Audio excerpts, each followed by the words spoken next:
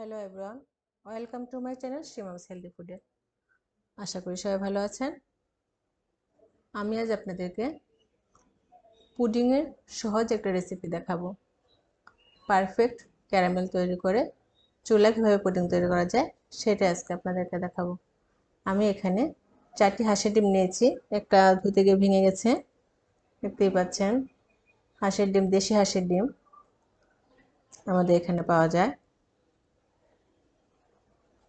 4টা ডিম নিয়েছি আর হাফ কেজি দুধ আমি জাল দিয়ে ঘন করে নিয়েছি। দুধটাকে ঘন করে হলে পুডিংটা সেট হতে সহজ হয়। আর যে ডিমটাকে আমি ফেটিয়ে নিলাম, এখন আমি চিনি অ্যাড করে দেব। মিষ্টিটা আপনারা আপনাদের পছন্দ মতো অ্যাড করবেন। আপনি এখানে চিনি না দিয়ে কনডেন্স মিল্কও ইউজ করতে পারেন, তাহলে পুডিংটা আর সহজেই তাড়াতাড়ি মিশে যায় এবং খেতেও আরও বেশি ভালো লাগে। আর এতে আমি 1 কাপ পাউডার মিল্ক দিয়ে দিলাম।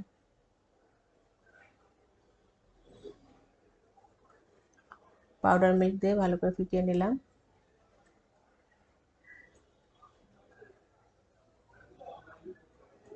স্মুথ একটা ব্যাটার দিতে হবে। এখন আমি যে জাল করা দুধ ঠান্ডা করে নিয়েছি, দুধটা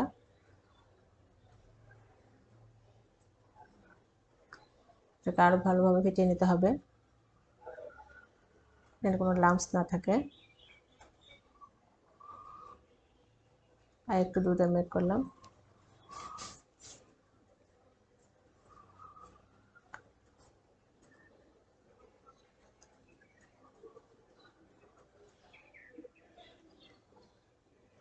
ভালো করে ফেটাতে হবে,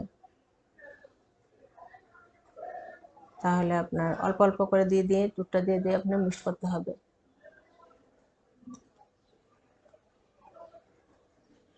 যত ফেটাবেন ততই ভালো।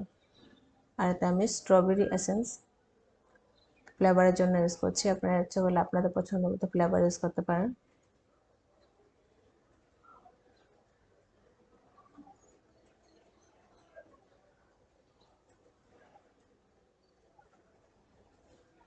আমি এখন এই যে ক্যারামেলটা তৈরি করে রেখেছি চিনি দিয়ে, ক্যারামেলটা একটু ঠান্ডা হয়ে গেলেই বসে যায়, তাই আমি আবার গরম করে নিয়েছি। আপনারা একটু জমে গেলে আপনার এটা আবার চুলায় দিয়ে একটু গরম করলে আবার আগের মতো হয়ে যায়। এখন আমি ব্যাটারটা, মিল্কটা আমি এখানে ছাঁকুনির সাহায্যে, যেখানে কোনো লাম্পস না থাকে যেন আমি ছেঁকে নিলাম। আপনারাও ছেঁকে নেবেন, কারণ এখানে ডিম দিয়েছি, যে সবগুলো মিশিয়ে একসাথে যেন কোনো লাম্পস না থাকে। আর আমি ফ্রাই প্যানে টিস্যু দিয়ে দিলাম। এখন এটা বসিয়ে আমি একটা লং দিয়ে ঢাকনা ছিদ্রটা অফ করে দিলাম। আর যে চুলায় বসিয়ে দিলাম। আপনার 40 মিনিটের মতো লাগে, এভাবে চুলায় করলে 40 মিনিটের মতো সময় লাগে এটা হতে। আমার পুডিং তৈরি হয়ে গেছে। একটা কাটি দিয়ে দেখবেন এটা লেগে আসে কিনা, যদি না লেগে আসে তাহলে বুঝতে পারবেন যে হয়ে গেছে। চমৎকার একটা পুডিং হয়েছে, কালারটা অনেক সুন্দর আসছে, ক্যারামেলের কালারটা কফি কফি একটা কালার আসছে।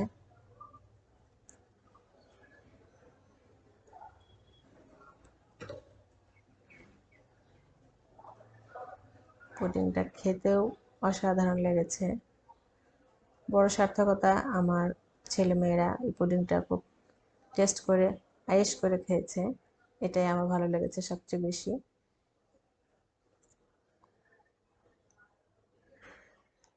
যদি আমার এই রেসিপিটা আপনাদের ভালো লেগে থাকে তাহলে অবশ্যই কমেন্ট করে জানাবেন। সবাই ভালো থাকবেন।